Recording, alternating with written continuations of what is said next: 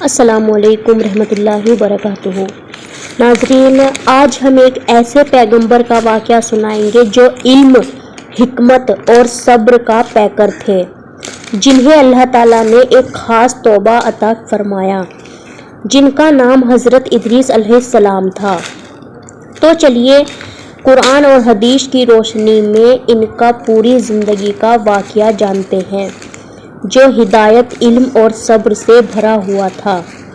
حضرت ادریس کا اصل نام تھا اخنوخ۔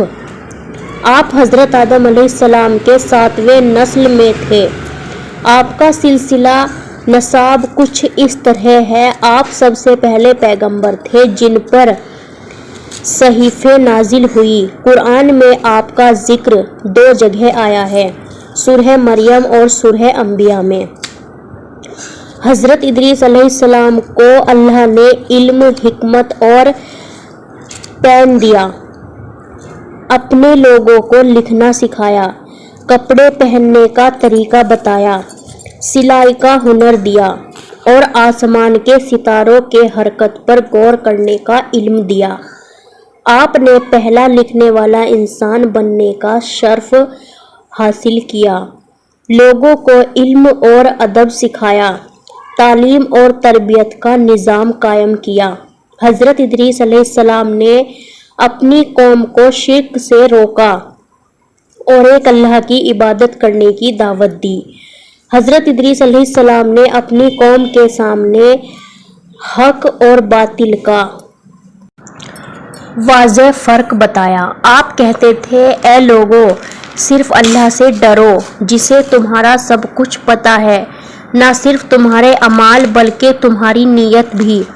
آپ نے برائیوں کا خاتمہ کرنے کے لیے محنت کی، لوگوں کو جھوٹ، دھوکہ، ظلم اور نفرت سے روکا۔ آپ کہتے تھے، جو انسان برائی کرتا ہے وہ خود اپنی تباہی کا سبب بنتا ہے۔ حضرت ادریس علیہ السلام نے اتنے صابر اور نیک آدمی تھے کہ ان کا ہر عمل اللہ کے لیے ہوتا۔ آپ ہر روز روزہ رکھتے تھے، ہر روز عبادت کرتے اور علم میں مشغول رہتے۔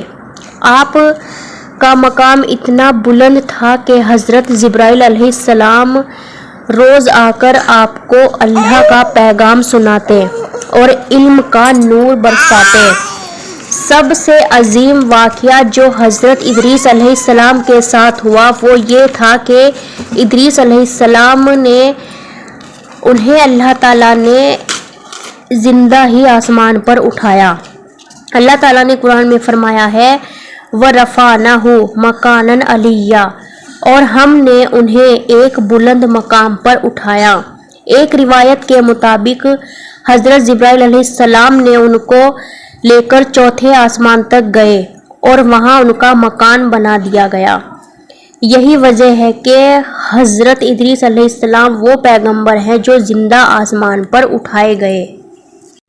حضرت ادریس علیہ السلام دنیا کے پہلے انسان تھے جو سلائی کا کام جانتے تھے، کپڑا بناتے اور پہناتے تھے، لکھائی کا ہنر سکھایا، آسمانوں کا علم جانتے تھے اور لوگوں کو ترقی اور تہذیب کی طرف لے گئے۔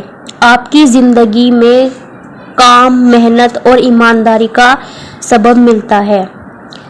حضرت ادریس علیہ السلام کی وفات کے بارے میں علماء میں اختلاف ہے۔ کچھ کہتے ہیں کہ آپ زندہ آسمان پر اٹھا لیے گئے اور وہیں رہ گئے، کچھ کہتے ہیں کہ وہیں ان کا انتقال ہوا، مگر سب اس بات پر متفق ہیں کہ ان کا مقام بہت بلند تھا اور اللہ نے انہیں ایک خاص رتبہ عطا کیا۔ حضرت ادریس علیہ السلام کی زندگی سے ہمیں کئی عظیم سبق ملتے ہیں۔